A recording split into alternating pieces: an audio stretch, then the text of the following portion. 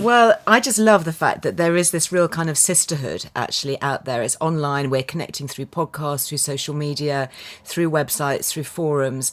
And there is this extraordinary sharing of knowledge. And, I find it when I see women who are behaving in a certain way or complaining of certain things at a certain age, you really do want to reach out to them and say, actually, do you know what? Yeah. I think you could be low in estrogen.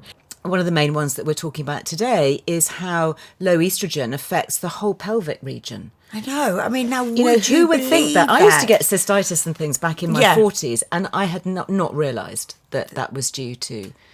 No. To low estrogen levels. I mean, after you had your daughter, did you get any kind of symptoms or any issues? No, I didn't really. I mean, I gave birth in an hour and 15 minutes and I had one stitch. And I got straight out of bed and had a shower. And what I used to do, and I still sort of do it now, is that I was told every time I got to a red light was to do my pelvic floor exercises, right to the red light.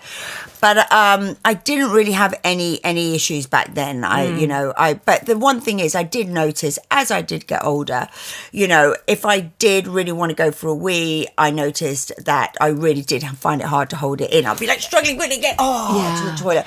Or in the gym, I know if I go on a rebounder, and I would always wear black in the gym because I was started to think, oh my God, I used to love wearing really bright colourfuls. Pink's my favourite colour. So I used to always wear pink and white leggings and flesh coloured. Yeah. But then there was a stage where I knew if I was going to be running on the treadmill and I coughed or I sneezed, then this would happen. Yeah. But you are embarrassed and you're just a bit like you don't really understand it. And now that every day I seem to learn something new. Yeah, so, in the last year or so, I learned about, incontinence, about the pelvic floors, that they run from your coccyx bone and to your pelvic bone.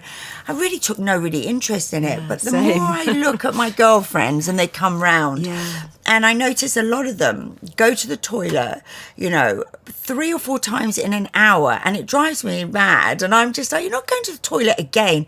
Well, that's a good conversation opener, though, isn't it? No, it totally is. To say, hold on a minute. And then I have said to them all, they know who they are when they're listening to this.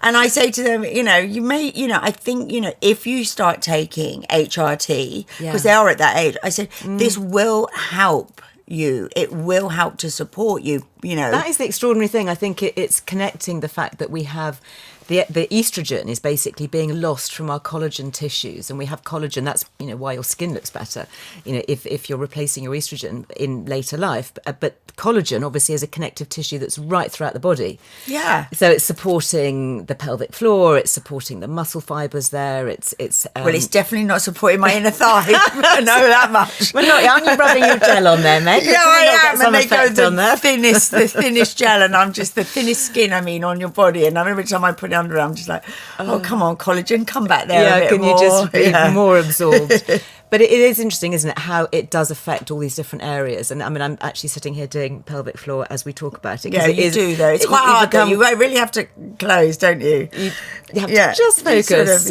And just those little things, though, can make all the difference. Because I don't know about you. I know, you're a vegan, you're an eco-warrior, you're super clean living now.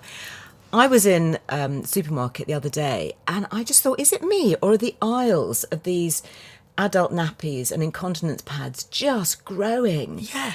I didn't like the language on it because I was looking at them and it said that they seem to have different weights, a bit like sanitary towels, light, normal, heavy, whatever.